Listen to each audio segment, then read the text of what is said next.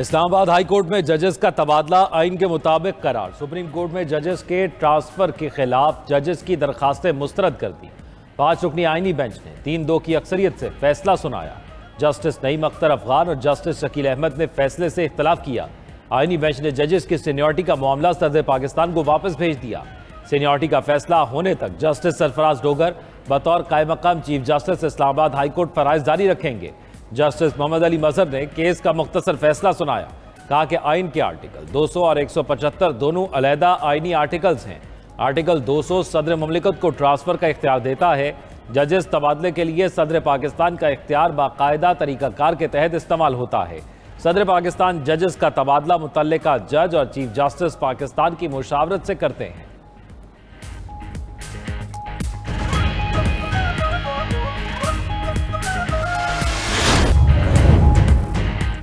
Field marshal Asim Munir की white house में अमरीकी सदर से तारीखी मुलाकात। अमरीकी सदर को पाक भारत जंग से मुतल्लिक आगाह किया। जंग बंदी में मुस्बत और नतीजा खेज किरदार अदा करने पर सदर ट्रंप का शुक्रिया अदा किया। 2 घंटे जारी रहने वाली मुलाकात इंतहाई खुशगवार माहौल में हुई।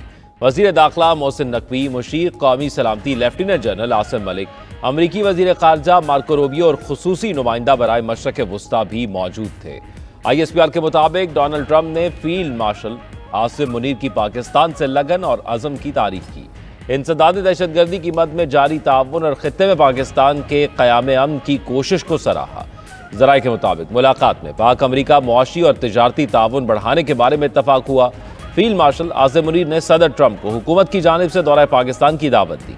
फील्ड मार्शल आसिम मुनीर का तारीखी दौरा पाक अमरीका ताल्लुकात का आगाज़, आलमी सतह पर पाकिस्तान की अस्करी क़यादत की पहचान और बढ़ते एतमाद का भी मज़हर है। फील्ड मार्शल आसिम मुनीर का शुक्रिया कि वो जंग की तरफ नहीं गए। अमरीकी सदर डोनाल्ड ट्रंप की field marshal general Asim Munir से मुलाकात के बाद मीडिया से गुफ्तगू। कहा पाकिस्तान और भारत दोनों जौहरी ताकतें हैं। फील्ड मार्शल आसिम मुनीर को जंग रोकने के लिए शुक्रिया अदा करने के लिए मदऊ किया था। उनसे मुलाकात एजाज़ की बात है। पाकिस्तान के साथ तिजारती मुआहदे पर भी बातचीत हो रही है। वो पाकिस्तान को पसंद करते हैं। पाकिस्तानी बहुत अच्छे लोग हैं। फील्ड मार्शल से मुलाकात में ईरान के मामले पर भी बात हुई। पाकिस्तान ईरान को दूसरों से बेहतर समझता है और वो इस सूरत हाल से खुश भी नहीं।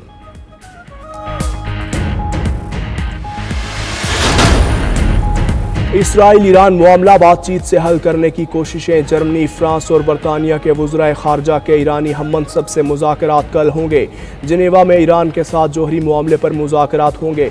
ईरानी वज़ीर खारजा अब्बास इराक़ची शामिल होंगे। मुज़ाकरात के लिए अमरीकी रजामंदी शामिल है।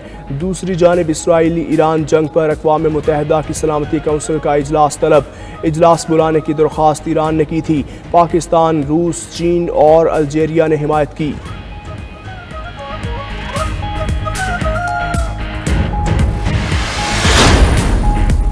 ईरान के साथ मुज़ाकरात का दरवाज़ा बंद नहीं किया। अभी भी मुआहिदा हो सकता है। अमरीकी सदर डोनाल्ड ट्रंप ने अपना लहजा नरम कर दिया। कहा अभी तक ईरान के बारे में कोई हतमी फैसला नहीं किया। मैं अपने फैसले आखिरी लम्हात में करता हूँ। हम ईरान के पास कोई जौहरी हथियार नहीं चाहते। नेतन्याहू से कहा कि वो इक़दाम जारी रखें। इसराइल अच्छा काम करता है तो अमरीका नहीं लड़ेगा।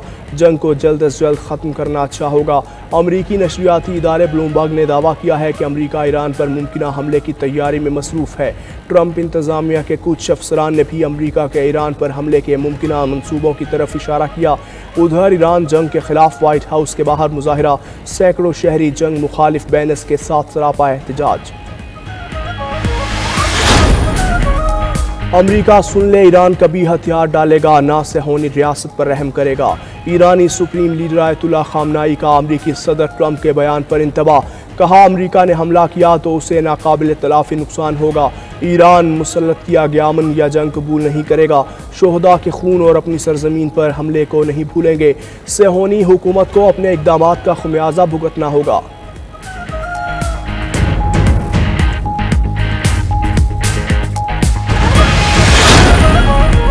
ईरान का इसराइल पर ताज़ा मिसाइल हमले में पहली बार सजील मिसाइल का इस्तेमाल। पासदारान इनकलाब के मुताबिक इसराइल पर मिसाइलों और तबाहकुन ड्रोन से हमला किया। गोलान समेत मकबूजा इलाकों में अहदाफ को निशाना बनाया। खबर एजेंसी के मुताबिक जिस ईरानी सजील मिसाइल ने इसराइली इलाके डैन ब्लॉक को निशाना बनाया था वो गैर मामूली नौइयत का था। 500 किलोग्राम से जायद वजनी वॉर हेड ले जाने वाला ईरानी मिसाइल 2500 किलोमीटर तक हदफ को निशाना बना सकता है। दूसरी जानिब इसराइल की भी ईरान के खिलाफ कार्रवाइयाँ जारी। तेहरान में रेड क्रॉस के हेडक्वार्टर के करीब हमला। तर्जुमान इसराइली फ़ौज का कहना है कि ईरानी जोहरी प्रोग्राम से जुड़ी हर चीज़ तक पहुँचेंगे। ईरानी इलाकों अराक और खंदब के रिहायशियों को इलाका छोड़ने की वार्निंग। ईरान में 200 से ज़ायद रूसी जोहरी माहिरीन मौजूद हैं। इसराइल ने रूसी माहिरीन को नुकसान न पहुँचाने की यकीन दहानी करवाई है। रूसी सदर पुतिन का बयान, बोले इसराइली हमलों से ईरान की ज़ेर ज़मीन एटमी तनसीबात को नुकसान नहीं पहुँचा। ऐसा हल तलाश किया जाए जो ईरान और इसराइल दोनों के मुफादात का तहफ़्फ़ुज़ करे। ईरान के साथ स्ट्रेटिजिक पार्टनरशिप है। माजी में ईरान को फ़ौजी साजो सामान भी फराहम किया। पुतिन मज़ीद बोले ईरान में रजीम चेंज ऑपरेशन के तबाहकुन नताइज होंगे। मगरबी सियासतदानों की सोच अहमकाना है। हमारा नेटो इत्तेहाद पर हमला करने का कोई मंसूबा नहीं, ना ही नेटो इत्तेहाद के पास रूस के लिए खतरा बनने की सलाहियत है।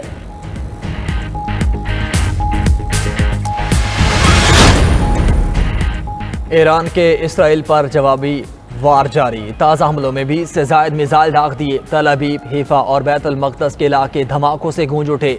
इमारतों को नुकसान पहुंचने की वीडियोस भी सामने आ गईं। ईरान का इसराइल के खिलाफ पहली बार सजील मिसाइल का भी इस्तेमाल।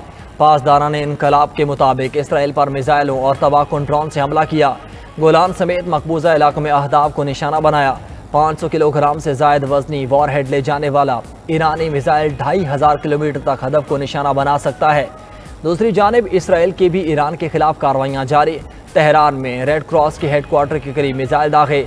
इसराइल ने ईरान के अराक हैवी वाटर जौहरी रिएक्टर पर भी हमला कर दिया। इसराइली फ़ौज ने रिएक्टर के आसपास रहने वाले शहरियों को इनखला की वार्निंग दी थी। इसराइल का लेबनान पर भी हमला। हिजबुल्लाह कमांडर यासीन अब्दुल मोनेम को शहीद करने का दावा।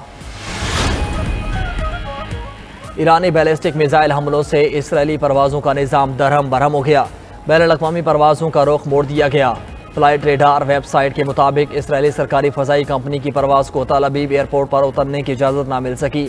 जहाज़ काफ़ी देर तक फ़ज़ा में चक्कर लगाता रहा। परवाज़ कब्रस के शहर लारांका से रवाना हुई थी और उसे इसराइली दारुल-हुकूमत तल अबीब के बिन गोरियन एयरपोर्ट पर लैंड करना था। मीडिया के मुताबिक यूनान और दीगर ममालिक से इसराइल आने वाली परवाज़ों के रुख भी मोड़ दिए गए।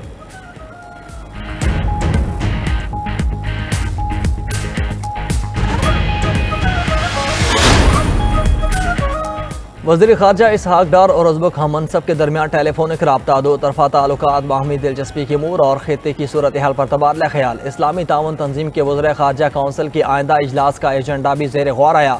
तुर्क सदर रजब तय्यब एर्दोगान की भी इसराइली जारहियत की मज़म्मत। पार्लियामेंट से खिताब में कहा कि इसराइल की गुंडागर्दी और रियासती दहशतगर्दी के खिलाफ अपना तहफ़्फ़ुज़ करना बिल्कुल जायज़ और कानूनी है। ईरान के इक़दामात अपने दिफा में हैं। सेहूनी फोर्सेस की जानिब से जारी कत्लेआम रोकना आलमी बरादरी की जिम्मेदारी है।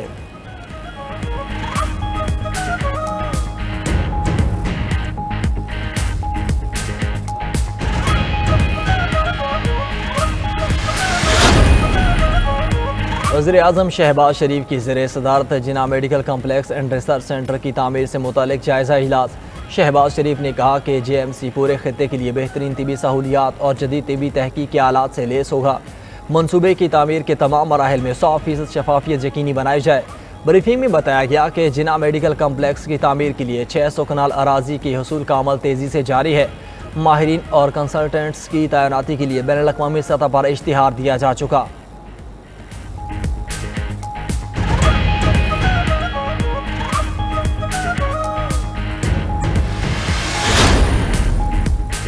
सदर मुमलिकत आसिफ अली जरदारी से सेनेटर शहरी रहमान की मुलाकात। बजट, कानून साजी और सिफारती अमूर पर तफसीली तबादला ख्याल।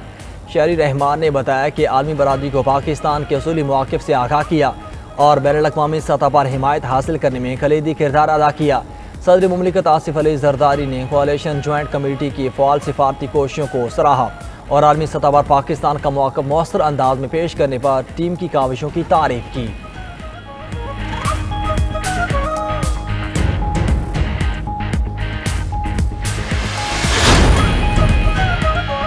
वज़ीर आला पंजाब मरियम नवाज ने क्लिनिक ऑन व्हील्स के दूसरे मरहले का आगाज़ कर दिया। तकरीब से खिताब में कहा कि वादा किया था नवाज शरीफ शहबाज शरीफ की हुकूमत में अस्पताल खुद चलकर आपकी दहलीज पर आएगा। क्लिनिक्स ऑन व्हील्स इसका अमली सबूत है। रोज़ाना 45,000 अफराद का दहलीज पर इलाज होता है। ऑपरेशन थिएटर और जच्चा बच्चा की सहूलत भी मौजूद है। आज सरकारी अस्पतालों में हर किस्म की दवाई मुफ्त दस्तियाब है। कल कंधे में तकलीफ के बायस में अस्पताल गईं। आम मरीज की तरह पर्ची बनाकर डॉक्टर से मुलाकात की।